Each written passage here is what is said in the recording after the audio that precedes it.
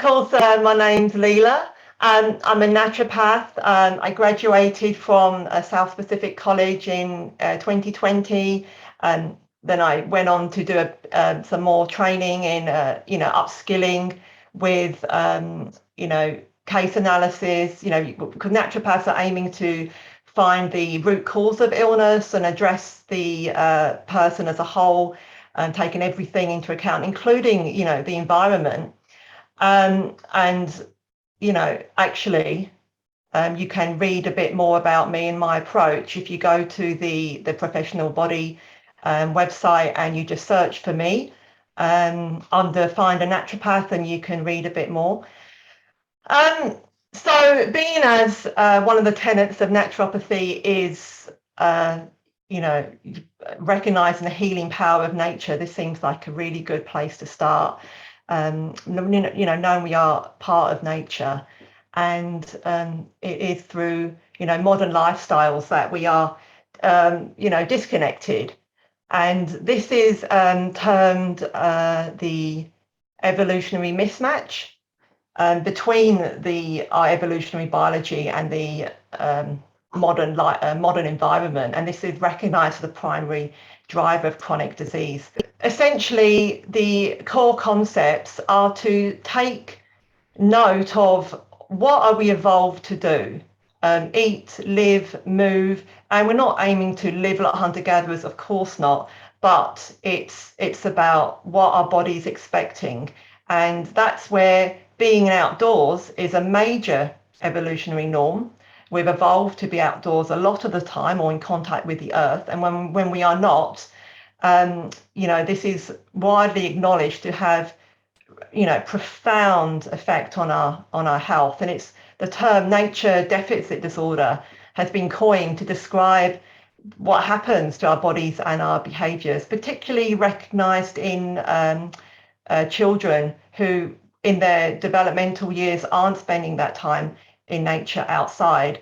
It's going to have a possibly a lifelong effect, but you can always improve, and we can always start doing better. And I know I'm preaching to the converted here, but to encourage our friends and family with the importance, and I'm hoping to show you some of the aspects and mechanisms and the research evidence base today, to explain why it feels so good to be out in nature, because the research is just unequivocal.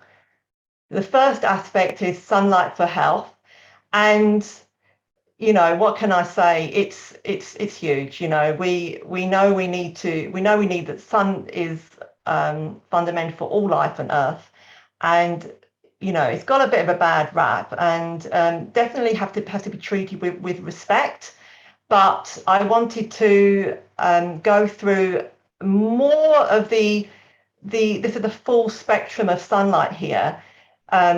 This is a screen you can see. So here with the UVB, we know the vitamin D production on the skin, but less is recognized, but in the general population at least, about the effects of infrared at the other end of the spectrum on our health. So we'll start off with just in general how we need light to regulate the functions in our body. And this is called the circadian rhythm, and which are the internal biological clocks, and they're there so we stay in sync with the natural environment. And if we as you go through the day, and it's you'll see that there's different levels of hormones secreted, and functions are being modulated through the day to just be in accordance with what the environment is doing. So we are adapting to the environment as the day goes on. And when we are not living in accordance with that, we'll go on on the next slide to talk about what happens. Not having enough light is actually a major way of resetting the body clocks. So especially something like the morning light, it sets you up for the day. by resetting the circadian rhythm. Light is just one aspect. There's, many other environmental aspects, but we're just going to stick to the sunlight for now. Like this paper I've used here for this nice diagram, like I said, I'm happy to share these so you can read more. But this is an image describing how when, we're not getting the light exposure, appropriate light exposure, not sleeping at the right times or eating at the right times. Say, shift work would be an obvious example. That's going to cause a circadian misalignment. And there's a definite links with the development of just every chronic disease going, and they have this inflammatory basis which behind all of these conditions, and we'll keep coming back to chronic inflammation again and again. So melatonin, this is one of the aspects of the infrared radiation that I was going to talk about. But melatonin, of course, is most well known for being a hormone of darkness when it's secreted from the pineal gland. And that is to signal sleep at night. But it's also a very powerful antioxidant, anti-cancer substance. It's really important to be secreted in the right amounts because it's reducing the cortisol, which is a stress hormone, and important to have high levels of cortisol in the morning and to get you awake, to get you feeling energized, and then that should be coming down through the day. And then melatonin should be coming up at night, and they should be in that balance when you're getting the correct amount of light in the day and in the dark at night. But obviously, too often we're inside too much, we're not getting the daylight, and then we're not getting the darkness because we're under artificial lights. So, that can be a problem for having enough melatonin at night. But melatonin is also produced in the cells. It doesn't go into circulation, it stays in the cells. It's made in the mitochondria, which are the energy production factories in the cell. And a natural part of the energy production is free radical production. And what should happen is that you're getting that localized melatonin, which is going to neutralize those free radicals where they're produced. And this melatonin is being produced in response to the near infrared portion of the sunlight. And I will come on to talk about when that's present, but it's present all day long. As soon as the sun is up, sunrise to sunset, it's available. If we're not outside getting that sun exposure, you are being shortchanged in the melatonin production, and hence you're not getting the protection we need, the antioxidant protection. And there's so many diseases. I just mentioned a few: the cancers, dementia, cardiovascular disease. And I've got a slide on COVID I made today because I thought, well, I really wanted to talk about it quickly.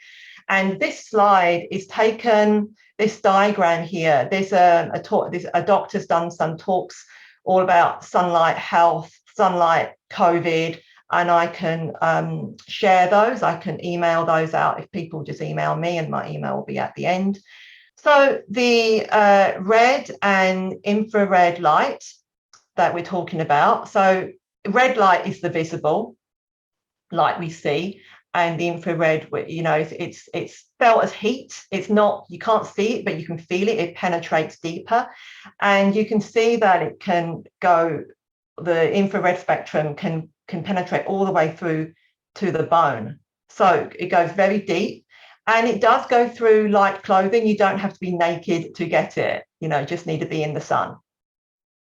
And there's so many benefits, so much research on red light therapy, which you can get devices, and of course, being in the sun, you're going to get the full spectrum. It's mainly around cellular repair and regeneration, And I could go on and on, but there's just some of the examples here.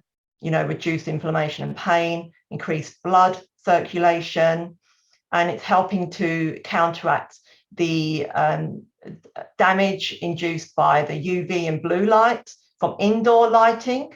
There's the blue light, because you don't get the other light, the rest of the light spectrum in indoor lighting, and that's a problem if you're indoors all day. You do need to get that balance. And collagen and anti-aging effects, stronger bones, and then that's that mitochondrial effect. It's actually improving the energy production, as well as the upregulating those antioxidant systems like the melatonin, glutathione as well. So this is just summing up some of the ways the UV radiation is doing all of these different things in the skin and then deeper into the body. Vitamin D. I thought everyone knows about vitamin D. Well, I don't need to talk about it, but it is so critical, and it's so common to be insufficient. So I've got some stats about who's deficient in New Zealand, and there's going to be a lot more people who just don't have the optimal levels, because the optimal levels are higher than the just what the normal reference range is. So this is quite an underestimation who is deficient in vitamin D, and it does everything, because it's actually more like a steroid hormone rather than vitamin, but it's called vitamin D. The name stuck. It's more actually known, it should be known as steroid D or something. That's how it acts, and it's so important. It acts on over 1,000 genes and nearly every cell. Yeah, so many cells through the body, and the central nervous system and the brain have vitamin D receptors. So it's underappreciated how important it is. Getting vitamin D, getting the right amount, you do need to make sure you are out when it's you're getting the UVB in the atmosphere, and in sufficient amounts, and you can just see that this angle is going to be different in summer and winter. Hence, you can make a lot more in summer than you can in winter. But in Auckland, we are lucky enough that our latitude means we do have a window of UVB availability nearly all year round.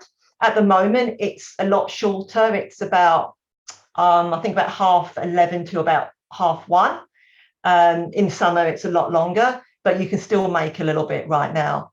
I was going to recommend an app called D-Minder, and this is a way you can calculate. You put your location in, put your skin type in, some details about your body type, because as you can see, the production of vitamin D does vary according to your skin, how old you are, how much body fat you have, and then you can just get the optimal exposure times calculated for you to go out now. How much are you making? So that's one way to do it. And you might think, well, why not take a supplement?